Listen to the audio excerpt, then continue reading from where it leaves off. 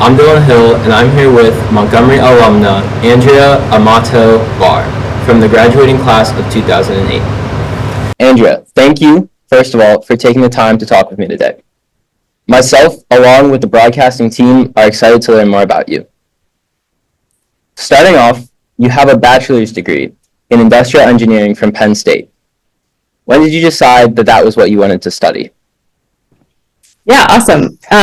I like to know how things work, and I like math and science, and so engineering for me was just sort of a natural fit. Admittedly, though, I didn't know much about the various engineering disciplines. You have mechanical, industrial, Right. biomedical, there's a lot of them. And so when I went to college, I picked one. I thought that initially I wanted to do medical device sales or something, or maybe go be a doctor. So I started out actually in bioengineering.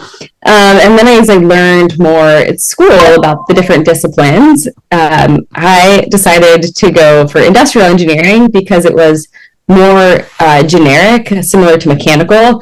It can be used in a lot of different applications. And now I'm really glad I did, because I don't work anywhere near the medical field in current state. So that was sort of my rationale for deciding. And then I actually landed and kind of moved into the major in sophomore year. So typically when you go to college, like your first year of classes are often a lot of especially in some of the STEM fields, or a lot of upper level math and science courses that apply to kind of any of the STEM disciplines. And so it was sort of a really easy fit to kind of figure that out in the first year, and then kind of dive deeper into a specific discipline in sophomore year. And so that's what I did. So because it allowed for so much opportunity, you kind of went with industrial engineering? Exactly. All right, great. So as someone who's college bound and having applied to Penn State myself, why did you choose Penn State? Yeah, good question. So similar to all of you, I went to a small town, and I really wanted to experience something different and to challenge myself by putting myself in kind of a much larger kind of space. And so Penn State, certainly with 40,000 plus students, offered that. And so that was one of the things that drew me to Penn State. And then the other was, it was kind of in a small town too. So from a safety perspective, you can walk places. I wasn't kind of being dropped in the middle of Philadelphia or Pittsburgh. So I really liked that as well. And then growing up in central Pennsylvania, I was a big Penn State fan, and so kind of being close to go to the games and sit in the student section was always just something that I thought would be really really fun. And so that was kind of the top three things that drew me to Penn State, as well as of course the education. It's world class engineering school too, so that checked the box there for me. And how was your experience there at Penn State? I couldn't recommend it enough. So in college in general, I think you meet lifelong friends. They're people that are often interested in the things that you're really interested or passionate about, be it your major or various clubs and activities. And so that was really fun about Penn State. And then the other thing would be just the network of people you meet throughout school, and the opportunities, the career fairs and things that come to Penn State to recruit talent. Certainly has helped me professionally. So those are kind of the two big things that helped me by going to Penn State as well. So you say your career path was non-traditional. Does that mean working with Amazon wasn't you originally had in mind when you started your bachelor's of industrial engineering? Yeah, good question. So when I say non-traditional, I mean that in a lot of cases, the folks that I work with or manage directly, they kind of follow a traditional career path where they went to school for computer science or computer engineering, and then they started as a software engineer and kind of progressed to different senior levels within that same discipline, and in some cases maybe became a manager. Whereas for me, I started in not software engineering. I did a role of technical sales effectively, and then came and did product development and project management before switching to software engineering in that discipline, and then kind of making my way up through management. It's very much not a typical career path. So it's less about like, oh, I thought I'd be at Amazon, than it was more of just the disciplines and the experiences that I have. You don't often find someone with like that same career path, and that's largely because it is a technical discipline. So even though I studied industrial engineering, like the classes and techniques and different things that you need to learn to be a software engineer versus an industrial engineer are very different. In some cases, you take an entry level like coding class, but definitely not the level of what I've done now. And so it's also just very challenging to kind of find those opportunities and to have that similar career path that I did. And the reason that I kind of was drawn to that non-traditional path was I always sort of viewed my experience as like I wanted a lot of like tools in my tool belt, and kind of doing different stints in like project management has really helped me, and product development as well. And so like I might have made a lot of lateral moves throughout that process, but now I've kind of hit that exponential curve where I'm in a role where I've brought all of those experiences together into one, where I'm able to kind of use those tools to be really effective and help my teams be really effective too. And is that something you're enjoying? Yeah, I really love my job. So you kind of touched on it here, but you continued your education through Amazon's technical development program. You must have learned a lot, clearly. Can you please just share more about the program? Yeah, so the program is an interesting sort of pilot at Amazon where they, because of the need in software engineering, they wanted to see if they could create a talent pipeline internally to say like, hey, well, these people have a technical aptitude and a passion for diving deeper into software engineering. Can we actually kind of put them through an accelerated course and have them supported by like principal engineers, very senior engineers of the company, to get them to the level that they would need to be an effective software engineer here at Amazon. And so it's kind of like a really accelerated program, deep dive into how do we train someone on the fundamentals of computer science, as well as like the technologies that are needed to work with to be able to do their job. So it was like a year-ish long program where we kind of basically went back to school from like, 8 to 5, plus lots of homework and projects and things outside of work that we did. So it was very intense, but obviously I learned a lot, and I was able to kind of make that transition to a software engineer, and then progress up and get promoted in that track. And then, of course, now I manage teams of software engineers. Are there any like highlights you have of the program? Highlights. Yeah, so I think one of the things that was unique about it is that it was sort of on-the-job learning. That when you go to school, like you could work at Microsoft, you could work at Amazon, or you name it company, and they have different cloud technologies that they use to actually build software, whereas this was focused very much of like learning to build on the Amazon tools and with the typical technologies that Amazon uses to be really effective from day one. And so I could hit the ground running because I had known not only just like the core competencies that you need to be an effective software engineer, but I learned on the tools and with the mentorship of very senior level folks that could kind of teach you the best practices and how to be effective in that role. So you kind of like had a faster trajectory. So it was a very unique opportunity. And I'm still learning, like the software engineering discipline is one that's evolving rapidly. And so even things that were used in kind of like the 3 years ago and technologies that people were talking about, there's new technologies or we've advanced those technologies. And so it's one that continually evolves over time. So it gave me kind of like that foundation of learning in the field as well, through, again, just like best practices and the mentorship that I was exposed to that I think was really unique. So you kind of brought something up there with the new technologies. Has like AI or anything like that been like a game changer in your field of work? Certainly, we are using AI to kind of improve the speed of what we call code review. So when you write code that gets like shipped to production, that's then deployed for customers to use, you have kind of like a buddy look over it and give you feedback and make sure you don't have bugs or ask questions about it.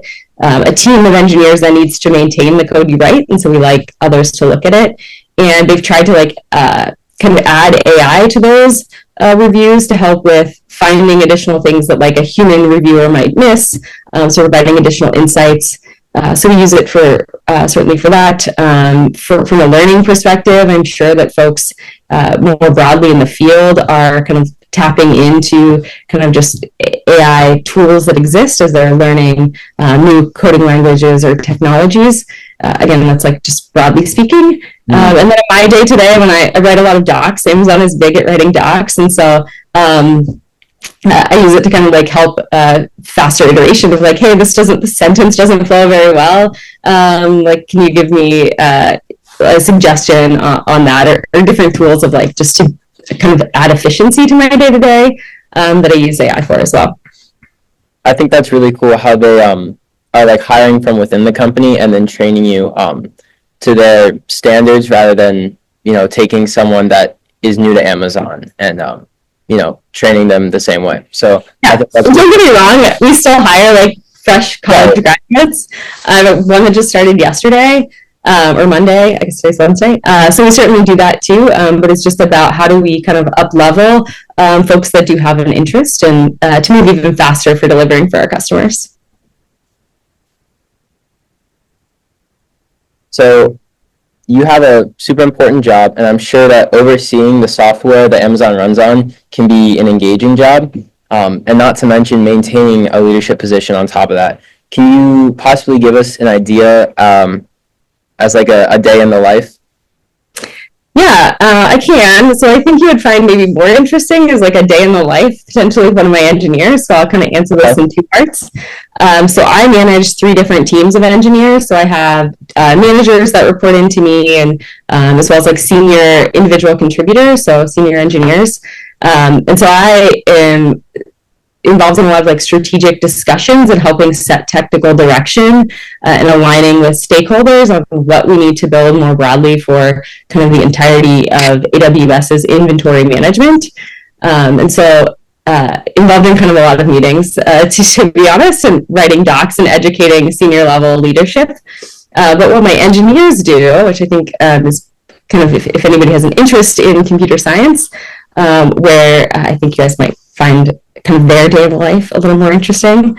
And so an engineer typically codes, right? But they do a lot more than that. They might be writing designs on a daily basis or reviewing the designs for technical architecture from their teammates. They might be solving real world problems by going in to look at a bug that a customer has reported to find a technical solution for and coding that up. Or they might be building for kind of a roadmap feature, a new business problem that we've kind of said that we're going to deliver for our customers. So a lot of like on-the-job problem solving that happens.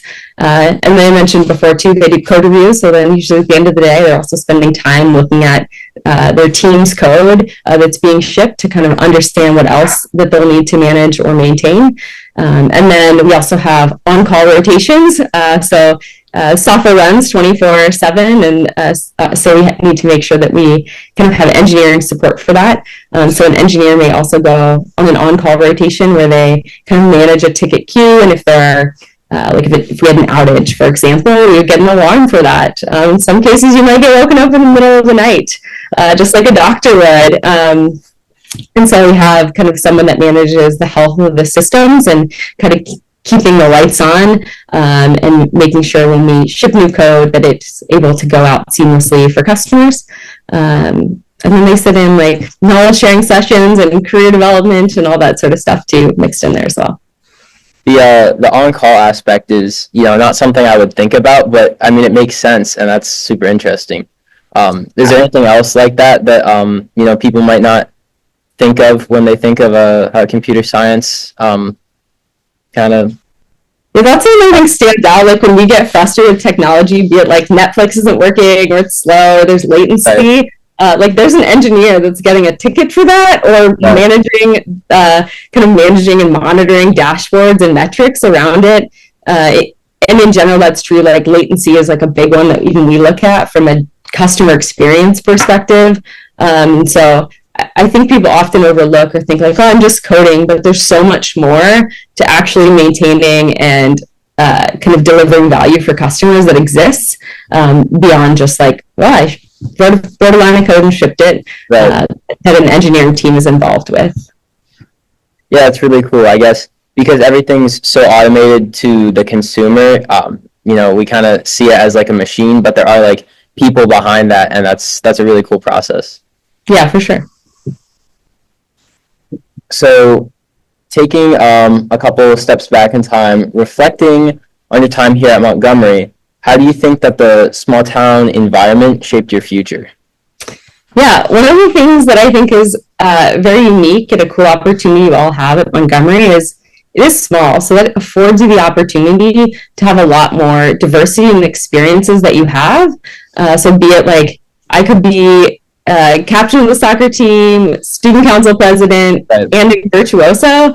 Like that breadth of experience has like given me a lot of different perspective and diversity in sort of how I think, or especially at Amazon, where we often work backward from the customer, I'm able to kind of put myself in different customer shoes more easily and kind of approach problems from different angles. And at Montgomery, you like kind of start on that trajectory a lot earlier, where you're given experiences that you can kind of like build those building blocks. From a management perspective, like I manage just like middle school student council. So I started building the foundation of how to build a team, how to work with people, how to problem solve collectively as a group, beyond just like, oh, I worked on a project in a group, and like that was my experience. So like I've been able to, because of that small town, like have a lot more diversity in my experiences in general, and I think that's super unique to Montgomery and a small town that I'm really fortunate for. And again, I think it's helped with my kind of trajectory overall. Do you mind sharing any like clubs or sports you were involved in? Yeah, so I just named a couple. Also class president, I don't know if I said student council or class, but I was both. I think I named most of them, to be honest. What position? SAD, I think I was involved in SAD too. Sorry, what was that? What position did you play in soccer? I played soccer for a long time, so I probably played them all. Okay. I think when I graduated, I was striker, but also played midfield and defense. Right. Another nice thing about Montgomery, right? Like you can usually actually get playing time, Right, yeah. when you're a freshman, which allows you to like kind of again progress faster and just have more experience versus like the only playing time you get is I didn't get any game time. I only practiced with a team. Yeah. Like you're actually given like more real world experience to draw the analogy to the corporate world.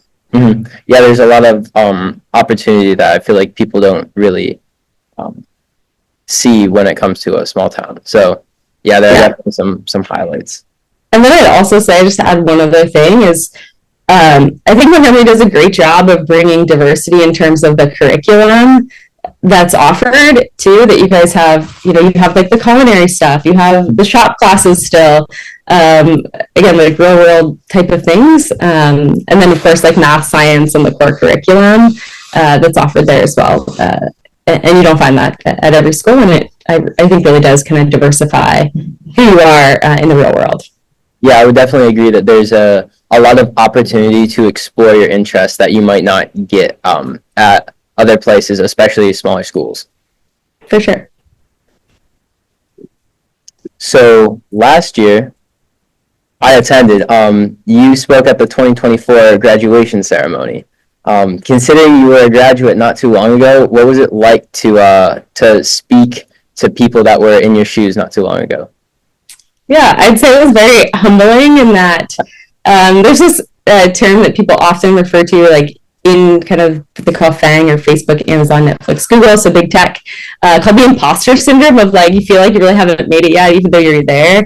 It was like, oh, I just like I think very highly of all of you, and you guys are so talented that I was like, wow, like I don't even know if I'm successful enough to be here speaking and kind of like advising all of you on some kind of like tips for post graduation.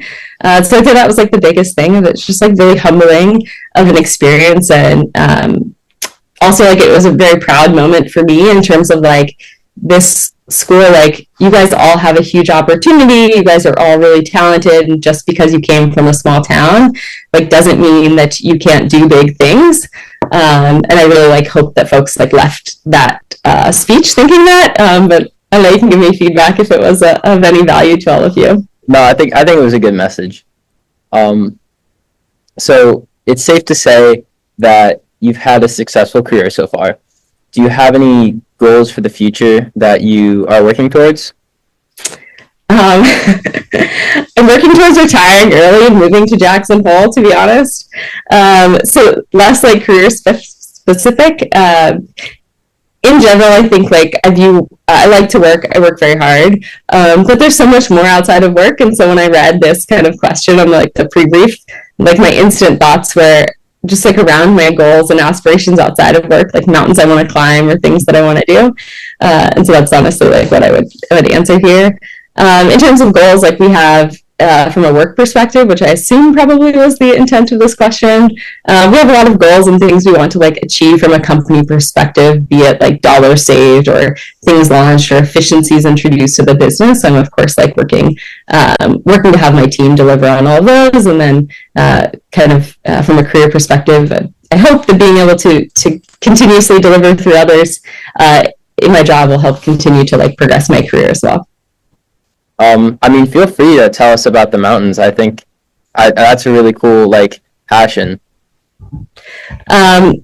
Yeah, sure. So I want to climb all of the volcanoes in Washington. So I've climbed a few of them, and some of them are technical peaks that require like mountaineering skills. So I have 2 left to do, and so trying to kind of pencil in trips with friends to go meet those objectives. And so that's probably the nearest term one. So I have a trip planned in June or July to climb Glacier Peak, which is in Washington, which is another one that I haven't climbed. When did you get into mountain climbing? I got into mountain climbing when I moved to the Pacific Northwest. So I had never skied, hiked, really camped or done any of that, and it was like a kid in a candy store with my friends that also kind of came from like Midwest, East Coast. We started hiking in sneakers, and then kind of was like off from there. So it's been a number of years now, and ski really big lines kind of on the West Coast too, and so very much a passion of mine, but definitely not something I was exposed to growing up on the East Coast. Yeah, that's definitely really cool. So I know you talked about like how you think you were like the imposter syndrome about being successful. So you might not like this question, but what would be some advice you would give to someone looking to go into a similar career as yourself? Yeah, no, I think this is a good question. The advice I would give to people is kind of on the same veins of that imposter syndrome, just because like you kind of get in your head about something, like stay the course. There are things that are hard for everyone. I mentioned how I studied industrial engineering. I have a college degree in an engineering discipline, and I made the switch to a different discipline, software engineering. Like that was still hard for me, and I still had the confidence that like I am an engineer, like I have the capability to be an engineer, and just kind of reminding yourself that just because you don't get something now and it's hard doesn't mean you can't get it, and kind of just like pushing through and persevering based on like your goals and ambitions, I think will take you places. So that's one, like hard work certainly wins in the long scheme of things. And then the other would be kind of similar to my graduation speech, like don't forget to put yourself out there, like just like the kind of analogy of like if you don't shoot you can't score. I'm a really big believer in that, and like don't like fear failure. Kind of it's part of like the learning process, and even when I mentor engineers in my current day-to-day job, like I put them in positions where they're challenged, and that's how they grow. And that's true for kind of like regardless of your career, you have to sort of take on those challenges, find the right mentors, and so that's a big part of it. Like find the right mentors that will help you, and just like trust that kind of you can do it. Just because it's hard doesn't mean you can't. You just got to kind of persevere, and so that's kind of like my nuggets around success. Yeah, I think that's a great message. So to wrap it up, do you have any advice for people coming from Montgomery in specific? Coming from Montgomery in specific, I think it's of like the same vein that I gave before. Just because you came from a small town doesn't mean you can't do big things. It's really cool to see, and you guys are kind of working through this now. You're trying to bring alumni back to show just like the diversity of what people have done that have come from Montgomery.